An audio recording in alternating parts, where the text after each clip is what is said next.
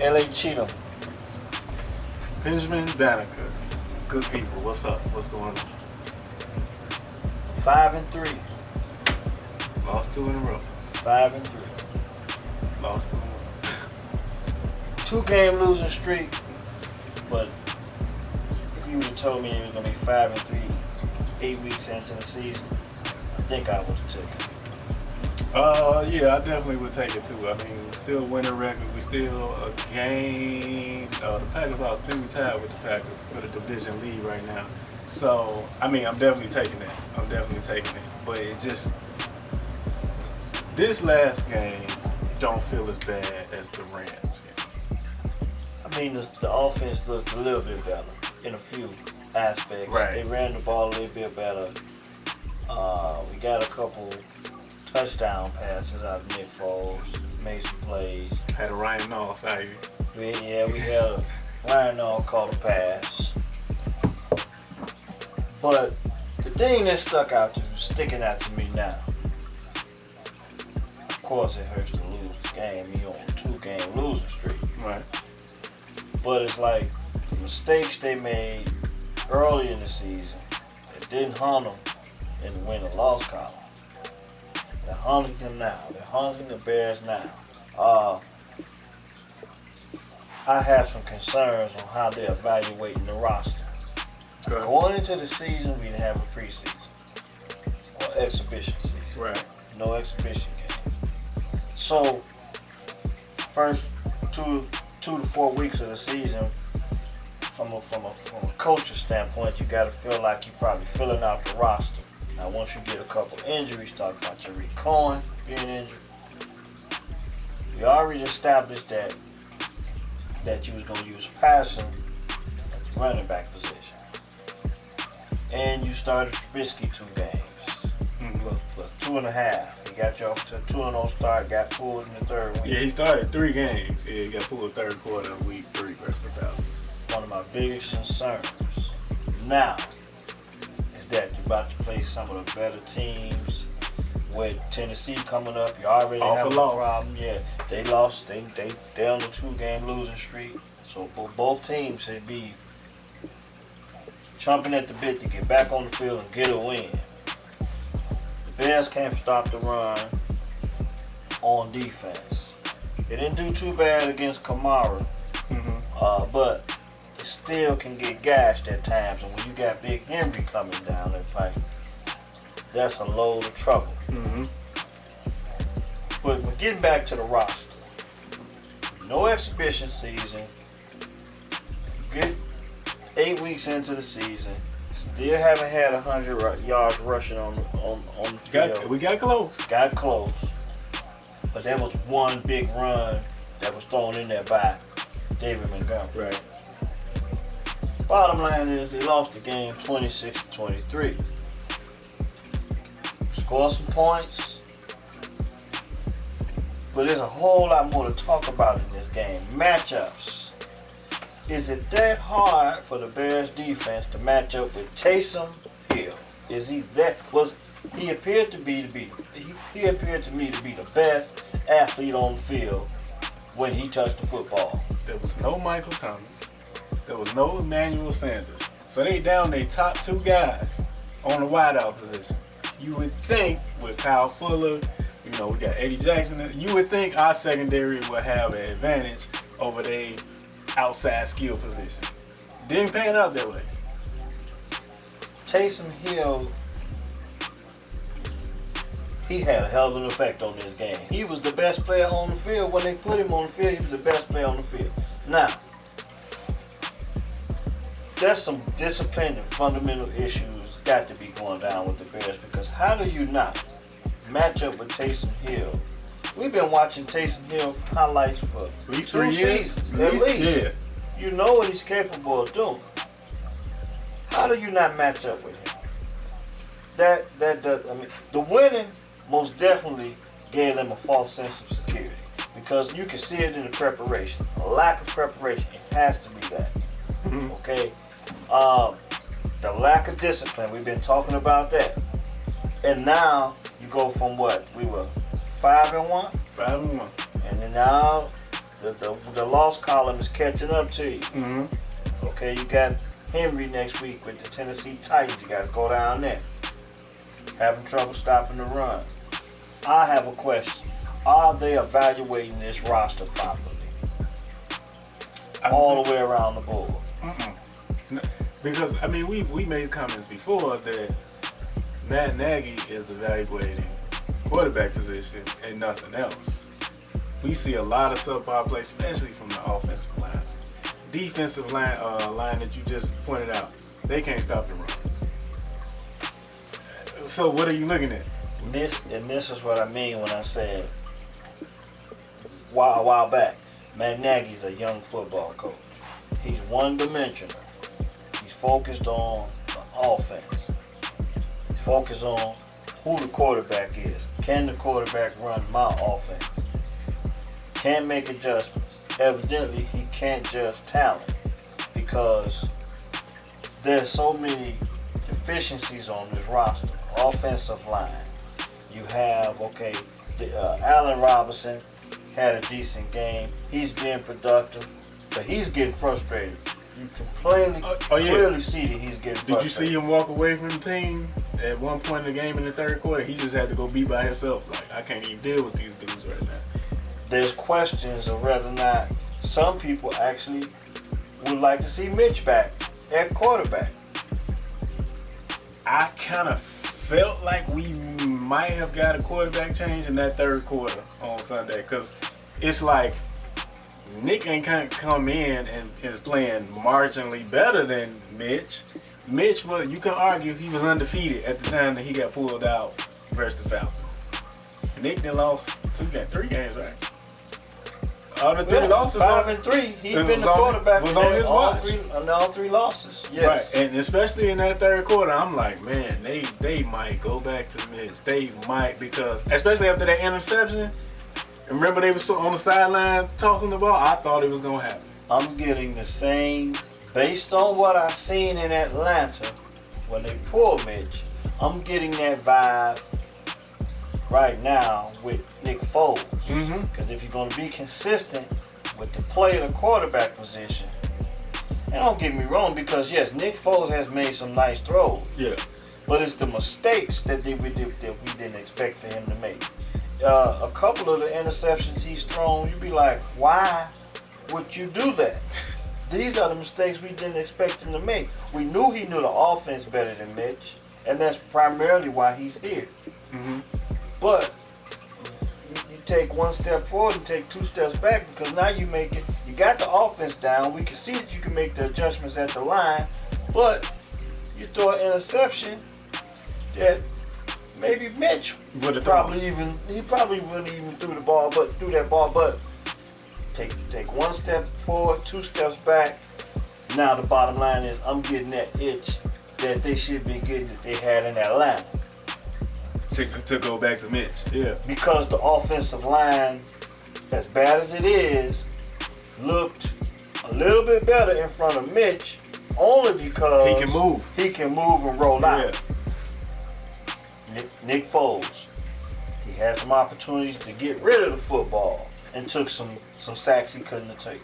In a tight game, you cannot sack yourself out of field goal range. Specifically, remember we was trying to get the game tying field goal.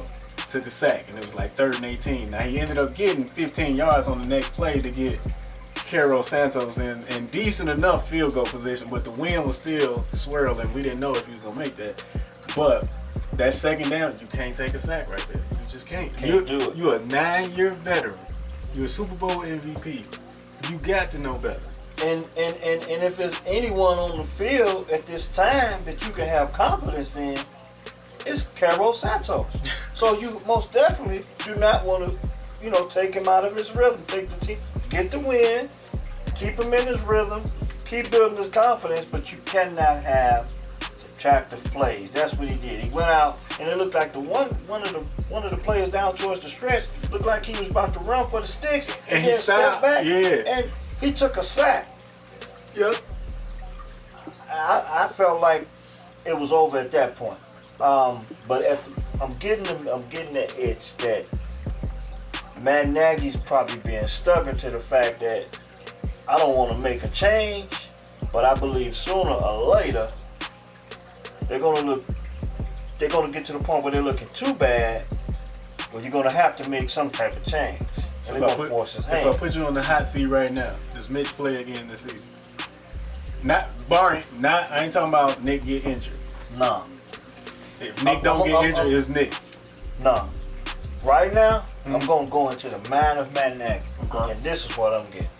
I'm thinking that he's giving Nick the rope, and Nick is hanging himself on the rope, but he keeps giving him more rope. Mm-hmm. He's giving Nick more time. He wants it to work.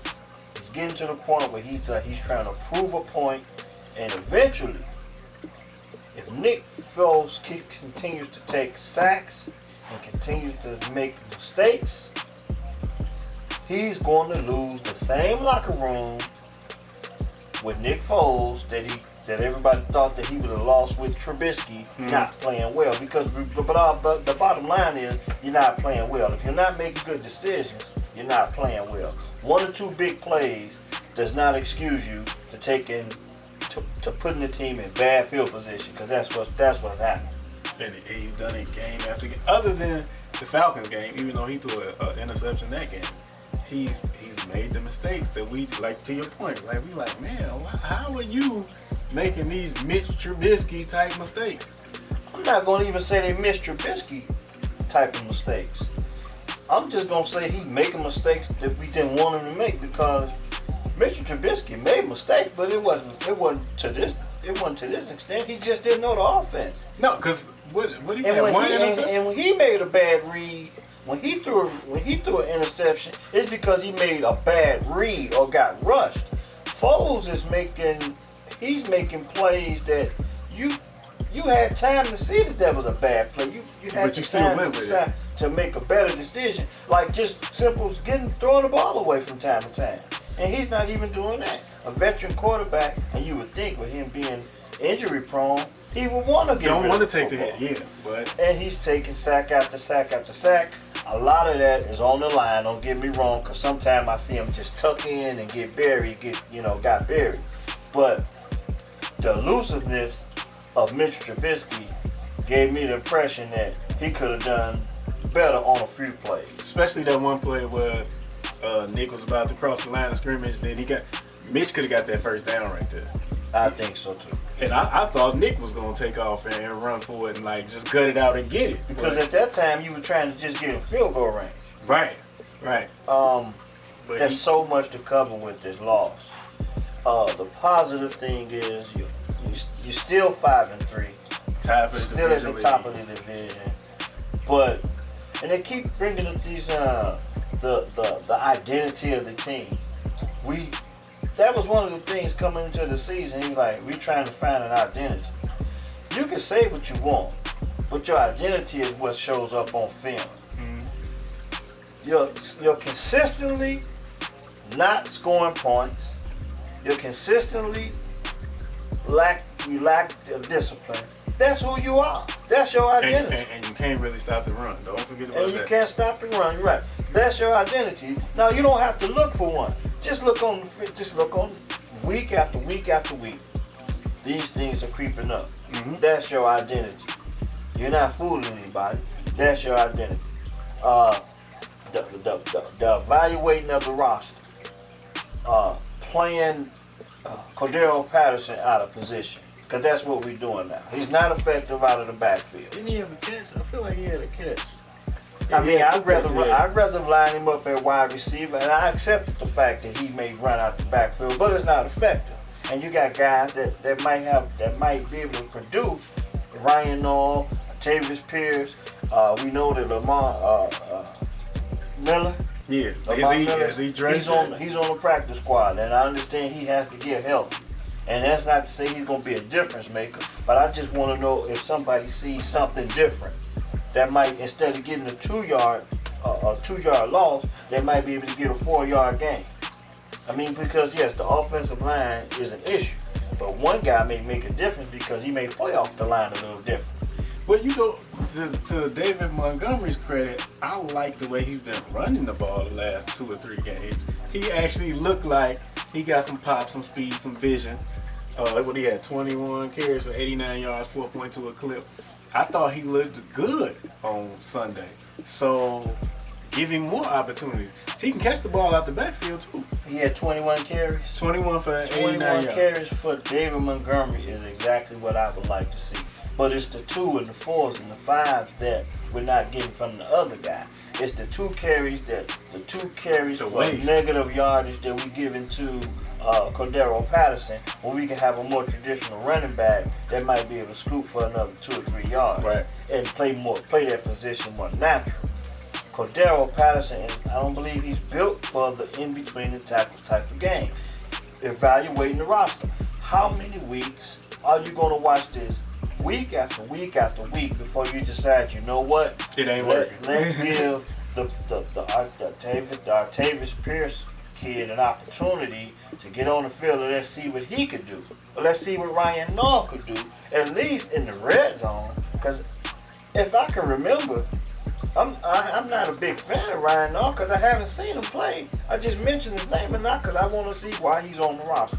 So I would think, based on what I've seen from Ryan Nall, his style of running is that he should be able to do some things in the red zone. He should be in the red zone package, or he can run the football. I believe you can line him up at fullback from time to time. It's the lack of adjustments, the lack of evaluations on the roster. You got Javon Williams, his situation. I thought he was playing well up until the time he had his little incident. We'll talk about that later. But David Robinson, Darnell Mooney's still overachieving in my opinion. I like this kid. You called him out in the preseason show. You said this kid from Tulane was a burner and look out for him to make some difference. And I was like, okay. And he's lived up. I did think he was a little bit on the small side. But at the same time, I didn't expect for him to do what he's doing. He's getting open, he's making catches, and he's tougher than I thought he was. Yeah. He's tough. I believe Jimmy Graham took a step back. He missed some catchable. He was playing for the Saints. Maybe he went back to his rookie days or something. He did one of Trey Burton's numbers without being injured. Yeah, because I'm like, Jimmy Graham, okay, he got a name. He been a Pro Bowler, All-Pro tight end or whatever. He only 33 years old, but some of them throws to him on Sunday, you got to make that catch because you Jimmy Graham. You probably were the most physically imposing tight end on the field at that time. And don't get me wrong, he did not play well.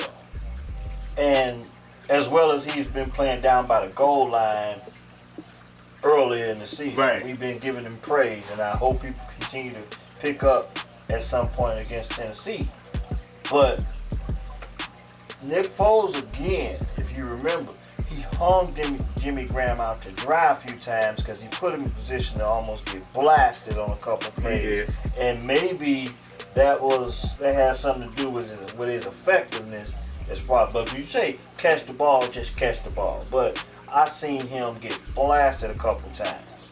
But he took a step back as far as I'm concerned. Allen Robinson stepped up big time. Oh, he had some big. That was my MVP. I know you want to go with Carol Santos. I'm giving it to Allen Robinson because he came up with some big catches. It was them type of catches like where he caught the ball and he's falling down. Especially the touchdown, because that was a tough catch. I think he had like 2 other ones like that where, the defender was in there trying to break the ball, knock it out of his hand, and he, maintained possession throughout the process of the catch or whatever they call it. He played very well to me, even though he only had 6 catches. This was his best game of the season. I mean, yeah, you could, and I could tell when he made that one touchdown catch where he had to flip the ball and make sure it didn't hit the ground.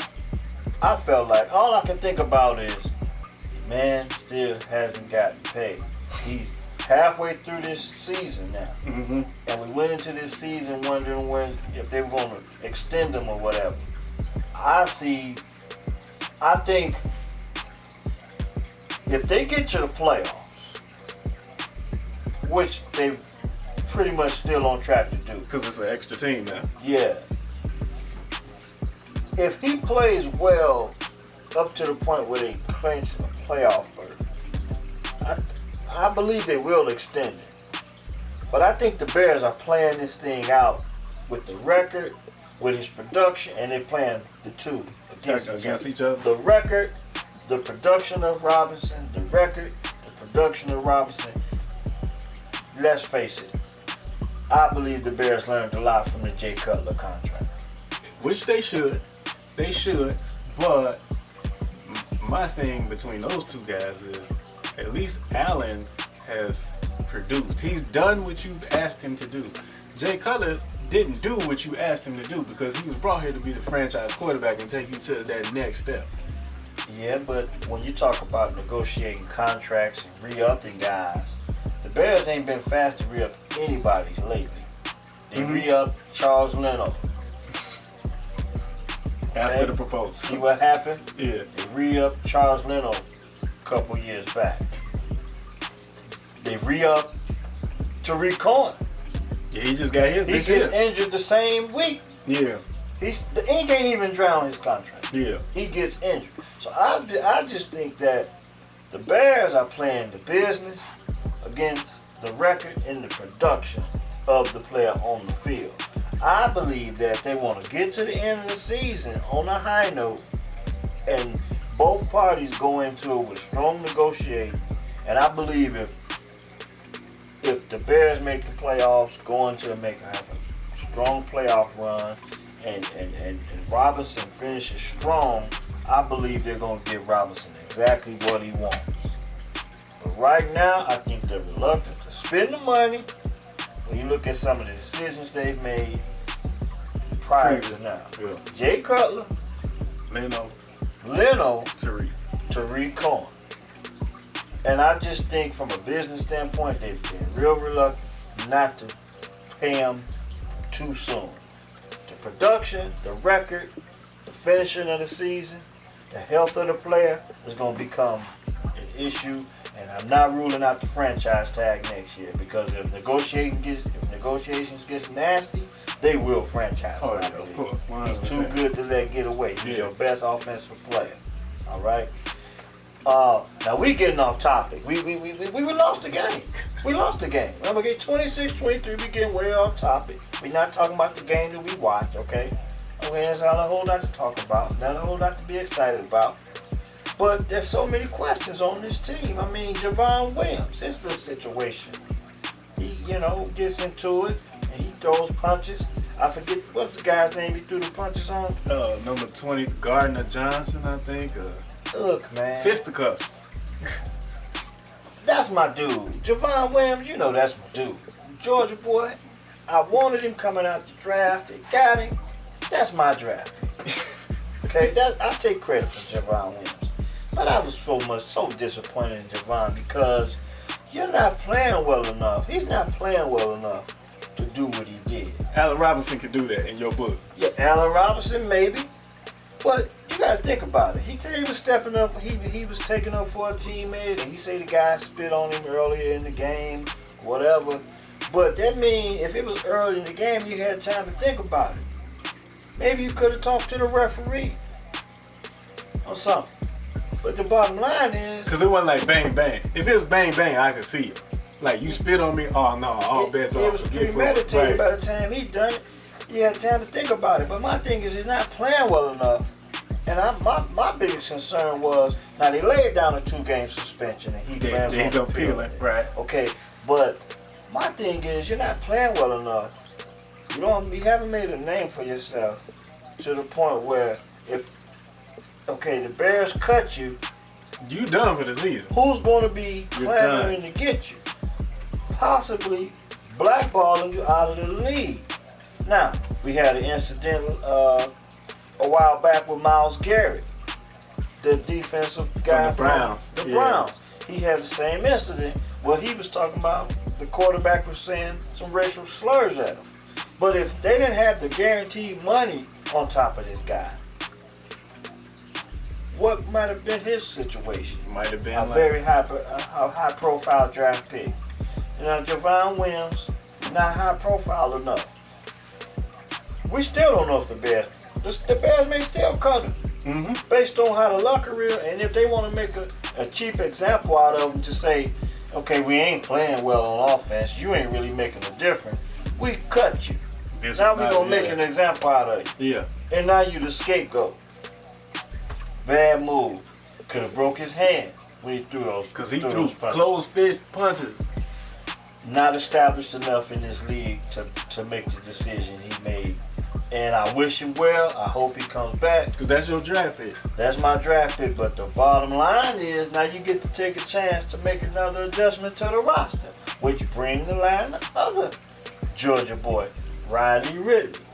But did Riley even dress last week? I ain't seen Riley in. Riley hasn't hit the field yet, I don't believe. I don't know. I don't think he has a catch. I don't even know if he put his uniform on. That's what I'm saying. I ain't seen Riley in a minute. But the bottom line is he should be getting an opportunity now. And you know what I think is going to happen? I think he's going to make a play against Tennessee. And he's going to embarrass the coaching staff. Riley. I believe he's going to make a play in the Tennessee game. All it takes is one or two. And then people are going to be like, what in the hell was he doing on the sideline? I feel the same way. I feel the same way about Artavis Pierce, the running back. Practice squad player, activated for 2 or 3 weeks now. He hasn't seen the field. Ain't seen the now, touch. if you put this guy out there and he does something and he plays well, they're gonna look at this coaching staff and be like, what the hell? Well, why was he sitting down? Why was you giving these potential carries to Patterson when you could have gave it to him? Yeah, I get it. Look, the evaluation of the roster, just being happy with the wins, you cannot get lackadaisical with these things. I know you're winning. You won some games you probably shouldn't have won, and they got fat. Winning is a deodorant. It cures everything. We don't smell bad no more. We ain't looking at it. We ain't even got a shower because we won. And week after week, you saying we doing what we got to do better.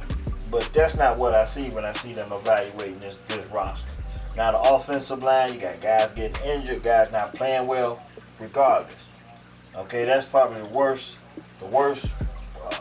team, the worst group of the team, the offensive line. When you consider the injuries, the poor play, the depth. I mean, now we got backups, backing up backups, and the next guy up is on the phone. Okay? That's how bad the offensive line is. I'm not going to even talk about Charles Leno anymore. I think we've thrown his name out quite a bit. From preseason on, I mean, before the season started, we talked about him. And he led the pack in going downhill. Other than the first game versus Detroit, they played good. But other than that, can you name another game where you thought the offensive line played well this season? We got 8 of them to choose from. Well, 7 other ones. First 2 games of the season, they did establish the running game. They did appear to look like they was establishing the running game. And I believe with this offensive line, that's got to be your fundamental part of the offense, is to get those offensive linemen, get them some confidence by establishing the running game. Exactly, because they're not good enough to pass block, to drop back and pass block. Not for Foles. Or not even just get him hurt. For 40 times a game, they're not good enough to do that. And I don't mind Foles throwing the ball 40 times a game if the points are there. And I believe based on, if he even threw one more touchdown, I would have been satisfied with the point production and the volume of passes. Mm-hmm. But the bottom line is he made some bad decisions that took away from the things he did well. Okay, but we get back to the offensive line. You established the run game in weeks 1 and 2. Everybody thinking, okay, the Bears are trying to run the ball. It looked decent. Not really a 100-yard game, but that's the most fundamental thing of the offensive line. I think it would be run blocking. And then you throw Nick Foles out there, and they changed it. They want to light up the sky again. We're not exactly lighting up the sky. And you're getting away from the fundamental aspects of blocking, which is what I think is run blocking, putting a hat on a hat. And I think it's killing the confidence of the offensive line. They're They're making adjustments to the playbook instead of the talent. Right. Coach the team you have. And play to the strengths of the talent, we said it. This is Matt Nagy's team. And he's going down pretty much with the ship. Not that he's on the hot seat, but he's let us know that Nick is my guy. I'm riding with Nick. Cordell Patterson, I'm hell bent on proving that I'm one of the smartest offensive. I'm Sean Payton. That's what he's trying to do. You got Taysom Hill, I got Patterson in the backfield. No, I give you that, but he even threw Mitch out there for a play. For what? Mitch is not that guy. Mitch is not that guy. Mitch is the guy that has to play quarterback with the deception of a running game that says, I can get my running backs, if we can get the offensive line moving, then we can make some plays in the running game, and then I can throw the ball after that. He's not the read option breakaway speed guy. And even just him, when he gets his big chunk plays, they offer a play breakdown. When the play breaks down, exactly. When the play breaks down and he sees the back of guys' jerseys, he takes off. If you don't spy him, he will hurt you. He's good for 2 of those a game. Depending on what part of the field he's in, he may take it to the house. But he's not going to really outrun anybody. Right. But he can move the chains. He's mobile enough to do that. Talent evaluation. He's been watching Mitchell Trubisky play this his 3rd season. And he hasn't even, he can't even evaluate him for one play to get production out of him. He is not that guy. He put him back there like he was Lamar Jackson. Yeah, pretty much. That's not who he is. He was looking for, now he's scrambling. He was looking for, now this is the thing. Let's say Trubisky, you give him that play, and he break it for the same 45 yards that he broke in Atlanta. Mm-hmm. Now, do you put him back in the game? To run it again? I don't like Trubisky in this role. Let him sit back and learn the offense that you say he needs to run. I don't like when the Saints bring Taysom Hill in at quarterback and take Drew Brees off the field. So I don't like bringing Mitch in. But it is effective when they do it. It's not effective. Throw them plays away. That's bottom line. Throw those plays away. Get a real running back. Nick Foles make better decisions from the pocket. We know you're going to get cream from time to time because the offensive line is bad.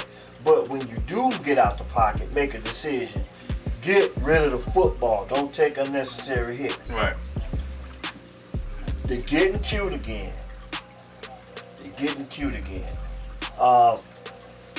It's not a whole lot to say.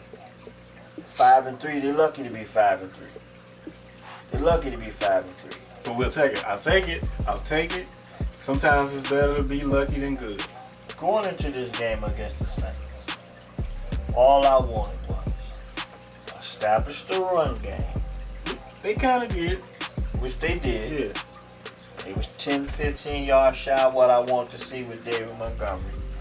I want to see them establish the running game, win convincing. The defense play a lot more discipline.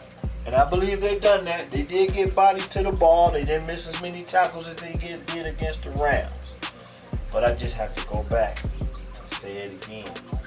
Lack of discipline and talent evaluation on this team is looming large.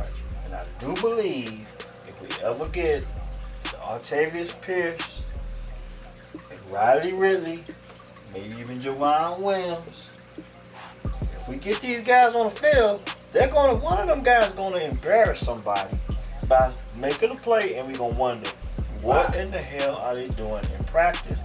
Why aren't they evaluating this roster correctly? Because if you look throughout the league, you see nameless after no name after no name after no name wide receiver and running back making plays. Exactly. So it's not like it's foreign territory or nothing. Like, it happens on a week-to-week basis for every team in the league. So why can't it happen? It will. Give them a chance. They look like no other NFL team. They're on, in my opinion, they're on the flip side of the New York Jets. The reason why I say it is because the New York Jets look bad in losing. They look bad and win. The Bears look bad in winning. And sooner or later, it's going to catch up with you. And I think that's what's happening now. The loss column is creeping up on the win column. 5-3. Nagy's team. Evaluate the team. Make some adjustments. That's all I ask. That's all I ask. I don't even know what I want to see next week against Tennessee. Oh, a win, obviously. A win. And I hope to God that Henry don't run over the defense. Like I said, they coming off of 2 losses. They didn't play well last week. The recipe ain't setting up good for us. But hey, I'm gonna step outside the Bears game, and I want to talk about just watching the game. If you will pull up the statistic on the Miami Dolphins and the Los Angeles Rams, the team that the Bears lost to prior. Mm-hmm. Now, the Miami Dolphins beat the Rams 28-17. I friend to fans that said, well, how did the Dolphins, and this is why we may want to point out, you got to watch the whole game. How could the Dolphins beat the Rams with a rookie quarterback? Check this out. it was these right here. It was 3 phases of football being played out there. Tua, he threw a touchdown pass. I think he was like 12 for 22 for 93 yards. I was about to say, he didn't clip 100 yards. He threw a touchdown pass. Gaskins ran maybe a 5-yard route into the end zone. You had a touchdown on special teams. You had a touchdown on defense. They have 4 turnovers. The Rams have 4 turnovers. 3 phases of football. The Bears went to Los Angeles and played all 3 phases of the game horribly. The offense looked horrible in Los Angeles. So you're looking at the Dolphins game, and they did everything. They did something on every phase. Right. And they got to win. But this is how most fans look at the football game. The quarterback that played the game, he did everything. And that's what I hate about, y'all don't get me wrong, the quarterback gets too much credit when you win, and too much when you lose. Too much blame when you lose. But I can't state it enough. This is why we come up with the podcast, and we're gonna come up. We gonna get better at this. Is that you have to look at the game, every snap, every phase. Someone's gonna win, someone's gonna lose. Who are you going to get the credit to? Another 2 things that come to mind. Do you think that Patrick Mahomes can stand behind this offensive line with the wide receiver core and the running back package and get the same production out of this group of guys, this group of 10 guys that he's getting in Kansas City? Can't do it. You know why? Because do we agree Patrick Mahomes is the best quarterback in football? Yes. Right now, I'll give him that. Okay. So then you also got Tyreek Hill. He's one of the top 10 receivers in the league. Yeah. Sammy Watkins. Where would you put him? He gotta be in the top 20. Okay. Kelsey. He in the top 3. Probably one of the best 1 or 2 tight ends in the league. Okay, the running back they just drafted from LSU. He's creeping up there. He's performing probably just as well as anybody else in the NFL. Okay, so you got him. And that's another thing. I'm glad you brought him up. Oh, okay. So because the Bears are supposed to be running the same offense. But what Andy Reid has done is he's showing them how important it is to run the football. That's what I was talking about last week. The last 2 games the Chiefs played, they dominated the game running the ball. Patrick Mahomes ain't throw the ball that much.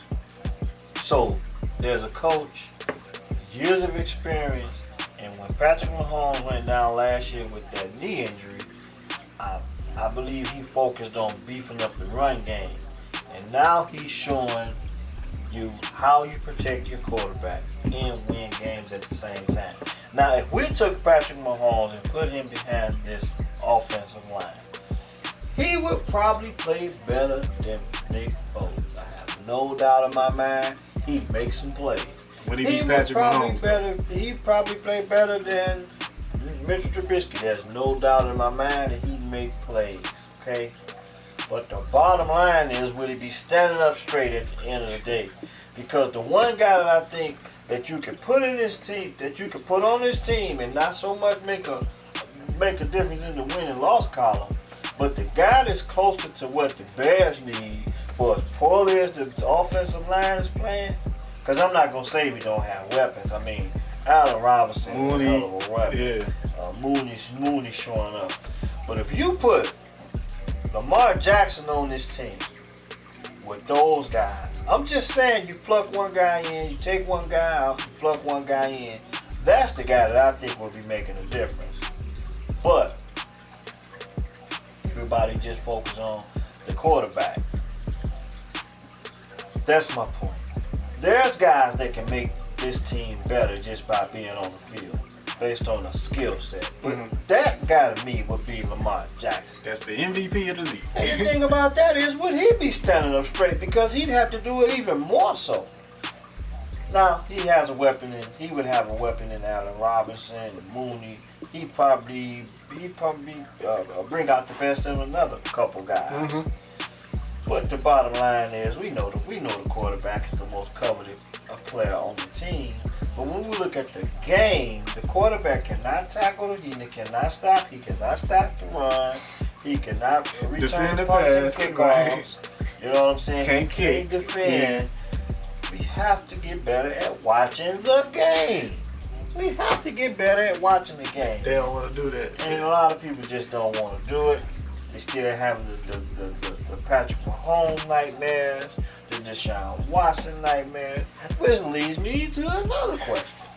The Houston Texans and Deshaun Watson. What are they? Are they 1-5? Can you blame Deshaun Watson for the losses? No. But you can clearly say that either he has a lack of weaponry, or it's a lot of bad decisions on being made on the part of the now fired general manager. Can they evaluate talent? Because they traded D-Hop for what, a 3rd round pick? So the bottom line is, you got to have guys and coaches and guys and people in the front office that make good decisions, and it shows up on the football field. The decision to let Patrick Mahomes sit back and watch Alex Smith run an offense for a season with a seasoned coach that's been in the league well over 20 years that said, I'm going to put my quarterback, I'm going to put my rookie out there, I'm going to put him out there next year. All of this stuff matters. It all matters. But they put players around him that complemented his skill set. They didn't put anything. Them guys were there already. Travis Kelce, the cheetah. They were there already. All they had to do was put a quarterback in there that could get a little bit more out of the offense, and that's what they did. Talent evaluation, game planning, making adjustments to the roster, everything that the Chiefs have done, and the fact that they come out this year and they reinvented the offense. They set the offensive game back 20 years and say, you know what? We're not going to get cute. We're going to smash it down your throat. Then they turn around and they go get Le'Veon Bell. So that just tells you right there, they put big value in the running game. They grabbed Shady McCoy last year, remember? When they lost Kareem Hunt, they got Shady McCoy, and then Damian Williams stepped up. Number 32. They play running back by committee. Yeah. But they made it a point. They go out and get Edwards-Helaire. Then they go out and get Le'Veon Bell. You gotta make adjustments. And the Bears still stuck on page 1 of the offense. We're still trying to get off page 1 of the offense. What do page 1 say? Light up the sky. Light up the sky, and it's still dark. Okay. Organization is important. There was a general manager, may he rest in peace, Jerry Krause made a statement. And it's very true in baseball. It's very true in football. Organizations win championships. It's very true in football. Look at the Steelers. They may go back a couple. They may have a bad season here or there, but they've been consistent. They find a way back to the top of the game. They're the only undefeated team in football right now. Organizations. Don't they got them? They tied for the most Super Bowls, right? Though they got 6. The Patriots got 6. 49ers got 5. Yeah, they've been good since the 70s. Organizations win championships in football. There's a formula that we came up when we were covering the NBA. We're not going to hold you long so we can get ready for the Tennessee Titans. In the NBA, we're getting off topic. You need 2 of the top 10 players in the league. You need 2. To compete, to win the title. To win the championship. Right, to win the title. You need 2 of those guys. If you don't have 2 of them guys, you're not going to win championship. Right. Football, on the other hand, the ultimate team sport. 3 phases. That means you got 33 guys on 3 different groups. They gotta come together. They gotta make plays, and one play that this group makes affects the next group. But at the same time, they all get the same victory or the same loss. Right. We have to watch the game. Have to watch the game. Hey, we gonna be here next week watching the game, and the week after that, Bears going to Tennessee, 5-3, 2 teams. You nervous?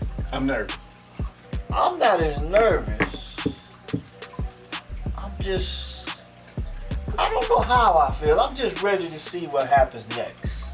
Hey, How will we come out of Tennessee? I'm nervous because I want them to win, and I have my doubts about you having the primetime blue shirt on after the win. Hey, I'm man. nervous. I'm I'm not nervous. I think I want them to surprise me. I'm gonna tell you, I want them to surprise me. I want to see Ridley on the field. I want to see Octavius Pierce on the field, or I want to see Ryan Nall. I want one of those 3 guys to make a play, and I bet you we're going to be questioning this coaching staff really, really soon on talent evaluation. Watch the Game podcast. Share and subscribe. Next time, we out.